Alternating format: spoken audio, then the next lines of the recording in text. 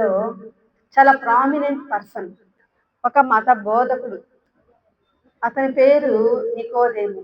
ధర్మశాస్త్రమును బోధించేటువంటి ఒక బోధకుడు. రాత్రి వేళ యేసుక్రీస్తు ప్రభువారి దగ్గరికి వచ్చాడంట. ఎప్పుడొచ్చాడు? రాత్రి వేళ వచ్చాడంట. పగలెందుకు రాలేదు? పగలొస్తే అందరూ వస్తారు. ఈ బోధకుడు కూడా యేసు ప్రభు దగ్గరికి వచ్చాడా? తర్వాత శాస్త్రులు పరిచయం చూస్తారేమో, సద్దూకయ్యులు చూస్తారేమో, ఇంకా రోమా ప్రభుత్వంలో ఉన్నటువంటి ఆ యొక్క హేరోదీయులు చూస్తారేమో. వాళ్ళందరూ చూస్తే ఏమవుతుంది? చాలా ప్రాబ్లం అయిపోతుంది. నికోదేముని ఏం చేస్తారు? వెలివేస్తారు. నువ్వు అసలు బోధించడానికి అర్హుడు కాదని వెలివేస్తారు. శిక్షించినా శిక్షించవచ్చు. నువ్వు యూదా మత బోధకుడు అయి ఉండి ఆ యేసు బోధన దానికి వెళ్ళావా? యేసుక్రీస్తు ప్రభువారిని ఎవరైనా ఒప్పుకుంటే ఆ రోజుల్లో, ఎవరంటే ఈ పరిసయ్యులు కానీ, ఈ బోధకులు కానీ, ఆ మెయిన్ స్ట్రీమ్లో ఉన్నటువంటి వాళ్ళు, అంటే నార్మల్ పీపుల్ కాకుండా, సామాన్య ప్రజలు కాకుండా ఎవరైనా ఆయన్ని ఒప్పుకుంటే చాలా కాన్సిక్వెన్సెస్ జరుగుతాయన్నమాట. ఎందుకంటే యేసుక్రీస్తు ప్రభువారి యొక్క పరిచర్య అందరూ ఆమోదించిన పరిచర్య కాదు. నువ్వెందుకు బోధిస్తున్నావు? నువ్వు ప్రవక్తవా? బాప్తిస్మిచ్చి యోహాను వచ్చినప్పుడు అదే అడిగారు. నువ్వెవరివి? ఎందుకు బాప్తిస్మ ఇస్తున్నావు? ఎవరు చెప్పారు? నీకు ఎవరు ఆర్డినెన్స్ ఇచ్చారు? ఎవరు అధికారం ఇచ్చారు? ఏ మినిస్ట్రీ ద్వారా నువ్వు చేస్తున్నావు ఈ కార్యాలు కదా? అలాగే యేసు ప్రభు పరిచర్యని అంతకంటే అంగీకరించాల. ఎందుకంటే కనీసం బాప్తిస్మ ఇచ్చి యోహాను గారు లేవి గోత్రానికన్నా చెంది ఉన్నాడు. వాళ్ళ నాన్న మరి జకర్యా. వాళ్ళ నాన్నెవరు? జకర్యా మరి లేవి గోత్రానికి చెందినవాడు, ప్లస్ యాజకుడు, ప్రధాన యాజకుడు, అన్ని విధాలుగా పనిచేశాడన్నమాట. జకర్యా ఒక యాజకత్వాన్ని చేసేవాడుగా ఉన్నాడు కాబట్టి అట్లీస్ట్ ఆ క్వాలిఫికేషన్, ఆ బ్యాక్గ్రౌండ్ బాప్తిస్మ ఇచ్చి యోహాను గారికి ఉపయోగపడింది. అందుకని అంగీకరించలేకపోయారు. బాప్తిస్మ ఇచ్చి యోహాను కఠినంగా బోధించేవాడు, చాలా కఠినమైన బోధ. ముక్కుసూటిగా మాట్లాడేవాడు. శాస్త్రులు పరిసయ్యులు సద్దూకయ్యులు చేస్తున్న విషయాలను విమర్శించేవాడు, హేరోదీయులను విమర్శించేవాడు. ఈవెన్ రాజును కూడా గద్దించిన వాడుగా ఉన్నాడు. ఎవరు? బాప్తిస్మ ఇచ్చి యోహాను రాజును కూడా గద్దించాడు. హల్లెలూయా! ప్రవక్త అంటే అతడే. ప్రవక్త అంటే ఎవరు? మనుషుల దగ్గరేమో గాంభీర్యాన్ని ప్రదర్శించి రాజు దగ్గరికి వెళ్ళగానే పిల్లిలాగా ఉండేవాడు కాదు. అమ్మో రాజు శిక్షిస్తాడేమో. మనుషుల దగ్గర పులి, రాజు దగ్గర పిల్లి కాదు ప్రవక్త అంటే. ప్రవక్త అంటే ఎవరు తెలుసా? రాజులని, అధికారుల్ని, ప్రముఖులని, గొప్పవారి దగ్గరికి వెళ్ళి సత్యాన్ని ఉన్నది ఉన్నట్లుగా ధైర్యంగా ప్రకటించేవాడే ప్రవక్త. హల్లెలూయా! అటువంటి పరిచర్య బాప్తిస్మ ఇచ్చి యోహాను చేశాడు. బాప్తిస్మ ఇచ్చి యోహాను పరిచర్యను వారు పబ్లిక్ గా అంగీకరించాల. ప్రజలు అంగీకరించారు కానీ యూదా మత ప్రవిష్టులు అంగీకరించాల. అటు అంగీకరించినట్టు లేరు, ఇటు అంగీకరించినట్టు లేరు. న్యూట్రల్ గా ఉన్నారన్నమాట. మనం అంగీకరించకపోతే ప్రజలు ఏమనుకుంటారో, మనం గనక వ్యతిరేకిస్తే ప్రజలు మనల్ని వ్యతిరేకిస్తారేమో. ఎందుకంటే ప్రజలందరూ బాప్తిస్మ ఇచ్చి యోహానుని ప్రవక్తగా చూస్తున్నారు కాబట్టి. అయితే యేసుక్రీస్తు ప్రభువారి విషయానికి వచ్చినప్పుడు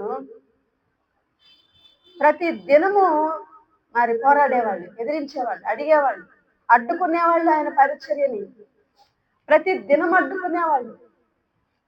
ఉదయం తెల్లవారితే ఆయన లేచి బయలుదేరి సువార్త ప్రకటించడానికి వెళ్ళినప్పుడు దినము కూడా ఆయన్ను ఏం చేస్తా వచ్చారు? శోధిస్తా వచ్చారు. ఆయన్ని ప్రశ్నిస్తా వచ్చారు, ఎదిరిస్తూ వచ్చారు. నువ్వు చేసేది కరెక్ట్ కాదు. యేసుక్రీస్తు ప్రభు వారి యొక్క పరిచర్యను ఆనాటి మత పెద్దలు అంగీకరించలేదు.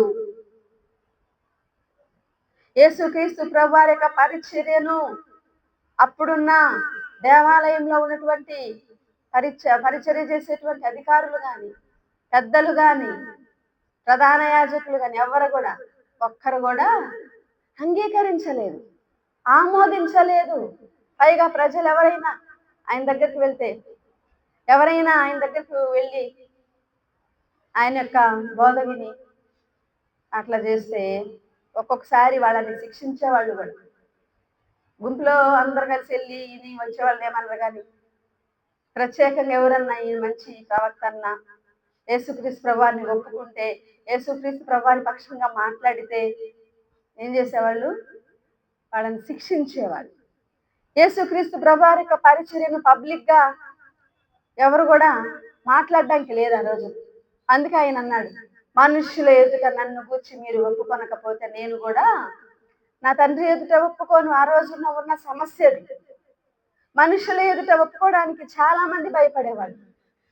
సామాన్య ప్రజలు, రోగగ్రస్తులు, వ్యాధి పీడితులు, దురాత్మ పీడితులు ఆయన వెంబడించి వాళ్ళ డెలివరెన్స్ కోసం వచ్చేవాళ్ళు కానీ ఆయన్ని బహిరంగంగా ఒప్పుకోవడానికి మరి ప్రముఖులైన వాళ్ళు, పెద్దలైన వాళ్ళు వీళ్ళందరూ కూడా భయపడేవాళ్ళు. ఈయన చేస్తున్న పరిచర్య కరెక్ట్ అని వాళ్ళకి అర్థమైనా కూడా వాళ్ళు ఏం చేసేవాళ్ళు తెలుసా?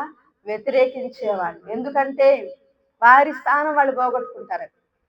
యేసుక్రీస్తు ప్రభువారి పరిచర్యను వాళ్ళు ప్రోత్సహిస్తే, యేసుక్రీస్తు ప్రభువారి యొక్క పరిచర్యను వాళ్ళు ఆమోదిస్తే ఎవరికి విలువ తగ్గిపోద్ది? ఈ శాస్త్రులకి విలువ తగ్గిపోద్ది, పరిసయ్యులకు విలువ తగ్గిపోద్ది, సద్దుకయ్యులకు విలువ తగ్గిపోద్ది. తగ్గిపోతే ఏమవుతుంది? వాళ్ళకి ఆపర్చునిటీస్ రావు, వాళ్ళకి కానుకలు రావు, వాళ్ళకి పేరు రాదు, వాళ్ళకి ఘనత రాదు, అందరూ వందనాలు చెప్పరు కదా. పెండ్లి విందుల్లోనంట అగ్రస్థానాల్లో కూర్చుంటారంట, పోయి అందరి చేత వందనాలు స్వీకరిస్తారంట. ఇలాంటి మరి ధనాపేక్ష పరులుగా ఉండి వాళ్ళు దేవుని యొక్క పని, దేవుని యొక్క పరిచర్య అనే పేరుతో దేవుని పరిచర్యను వారు గనపరచట్లేదు కానీ తమ్మును తాము గనపరుచుకునేవారుగా, తమ విలువను పెంచుకునేవారిగా, తన ధనాన్ని వృద్ధి చేసుకునేవారిగా వారు జీవిస్తా ఉన్నారు. యేసుక్రీస్తు ప్రభువారి యొక్క పరిచర్యను ఎప్పుడైతే వాళ్ళు అంగీకరిస్తారో అప్పుడు వెంటనే ఏమైపోతుంది? వాళ్ళ స్థాయి తగ్గిపోతుంది. ప్రభు యొక్క స్థాయి వాళ్ళు ఒప్పుకున్నా ఒప్పుకోకపోయినా గొప్ప స్థాయి, కానీ ఇంకా పబ్లిక్ గా అంగీకరిస్తే ఏమవుతుంది? అందుకని వాళ్ళు ఎక్కడికక్కడ ఆయన యొక్క బోధల్ని, ఆయన యొక్క పరిచర్యని ఎక్కడికక్కడ వాళ్ళు అణిచివేసి, తృణీకరించి, కరెక్ట్ కాదు, కరెక్ట్ కాదు, కరెక్ట్ కాదు, నువ్వు అట్లెందుకు చేసావు, నువ్వు ఇట్లెందుకు చేసావు, ఆ ధర్మశాస్త్రం ప్రకారం కరెక్టా, నువ్వు ధర్మశాస్త్రాన్ని ఉల్లంఘిస్తున్నావు. యేసుక్రీస్తు ప్రభువారే ఈ లోకానికి వస్తే ఏమంటున్నారు? నువ్వు ధర్మశాస్త్రాన్ని ఉల్లంఘిస్తున్నావు అంటున్నారు, నువ్వు చేసే పరిచర్య కరెక్ట్ కాదంటున్నారు. సాక్షాత్తు ప్రభువారే వచ్చి పరిచర్య చేస్తుంటే ఆయనకే ఎన్నో వంకలు చెప్పారు కదా.